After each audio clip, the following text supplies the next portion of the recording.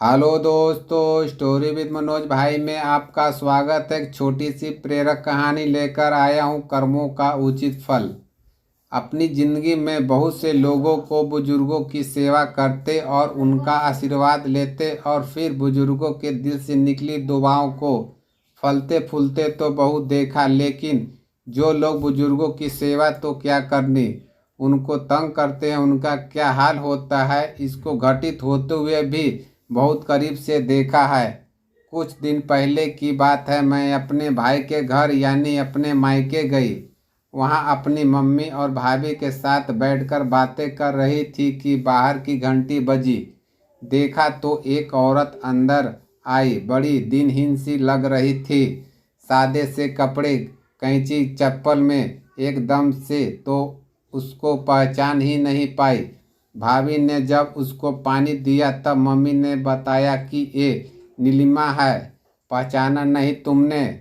मैं तो एकदम से हैरान ही रह गई देखकर कि ये वही नीलिमा भाभी है जिसके कभी शाही ठाठ हुआ करते थे। मेरी शादी से पहले नीलिमा भाभी का और हमारा परिवार एक ही गली में रहते थे। एक दूसरे के घर आना जाना भी था, क्योंकि दूर की रिश्तेदारी भी थी। मेरी शादी के बाद मेरे दोनों भाइयों ने वो मोहल्ला छोड़ दिया और अपने अपने घर दूसरी जगह पर बना लिए। नीलिमा की शादी तो मेरे सामने हुई थी। उसकी सास कितने चाव से बहू लेकर आई थी।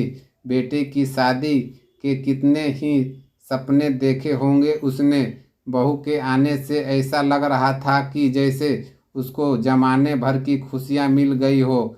लेकिन ईश्वर की मर्जी थी कि शायद उसके भाग में भी एक खुशियां थोड़ी दिन के लिए ही थी कि शादी के 2 ही महीने बाद वो रात को सोई तो सुबह उठी नहीं। तब तो सबको लग रहा था कि बहू को बहुत दुख हुआ है। सासू माँ के जाने का बहुत जोर जोर से रो रही थी, लेकिन सास के जाते ही बहू ने अपने असली रंग दिखाने शुरू कर दिए। घर की मालकिन तो वो बन ही गई थी, लेकिन उसके अंदर जो गुरूर था वो भी अब बाहर आने लगा।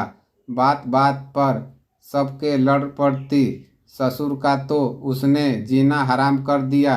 ओ बेचारे, एक तो असमय जीवन साथी का बिछोड़, ऊपर से बहू के जुल्म बुढ़ापे में सहने को मजबूर हो गए थे। एक समय पर बहुत खुश दिल इंसान अब बेचारे को देखकर ही तरस आता था। बहू के घर के मालकिन होते हुए भी उन्हें तीसरी मंजिल पर एक छोटे से कमरे में रहने पर मजबूर कर दिया था। फिर ये भी सुना कि बहुत उन्हें पेट भर खाना भी नहीं देती और न ही उनके कपड़े धो कर देती।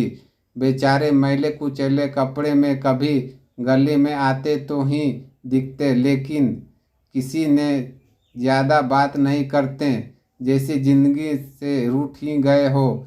लेकिन बहू बिना बात के ही उन पर दिल चिल्लाती रहती। कब तक सहते बेचारे। एक दिन वो भी चुपचाप चल दिए इस दुनिया को अलविदा कहकर। नीलिमा को मेरी भाभी और मम्मी ने कुछ कपड़े और खाने पीने का सामान दिया, चाय पिलाई और वो चुपचाप चली गई। जितनी देर वो बैठी एक अक्षर भी नहीं बोली। उसने जितनी भी बात की इशारे से ही की। नवनीत उसके जाने के बाद मम्मी ने बताया कि ससुर के जाने के कुछ समय बाद ही नीलिमा की उल्टी गिनती शुरू हो गई। पहले तो उसके पति को बिजनेस में घाटा पड़ गया और उस पर कर्जा चढ़ गया, और इसी के चलते उन्हें अपनी दुकान और मकान दोनों बेचने पड़े। पति ने कहीं नौकरी कर ली और किराए के घर में आ गया। नीलिमा के 3 बेटे थे। बड़ा बेटा अभी कॉलेज में था और उसके छोटा 12वीं कक्षा में की। एक दिन उसके पति ने अपने ऑफिस गए और अचानक से चक्कर आया और गिर गए और फिर उठे ही नहीं। मुसीबतों का जैसे उन पर पहाड़ टूट पड़ा। किसी तरह किसी पहचान वाले को बोलकर बड़े बेटे की पढ़ाई छुड़वा कर नौकरी करवाई और फिर दूसरे बेटे को भी पढ़ाई छुड़वानी पड़ी, क्योंकि एक ही तनख्वाह में घर का गुजारा ही नहीं हो रहा था तो पढ़ाई का खर्चा कैसे पूरा होता। और एक दिन नीलिमा को इन्हीं सब टेंशन के चलते पैरालिसिस का अटैक आया।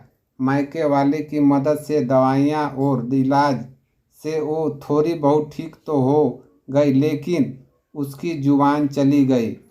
अब ये हाल है कि बेटे भी उसको नहीं पूछते, ना ही कुछ खर्चा देते हैं। एक कमरे में अलग से रखा हुआ है जहाँ वो अकेली पड़ी रहती है।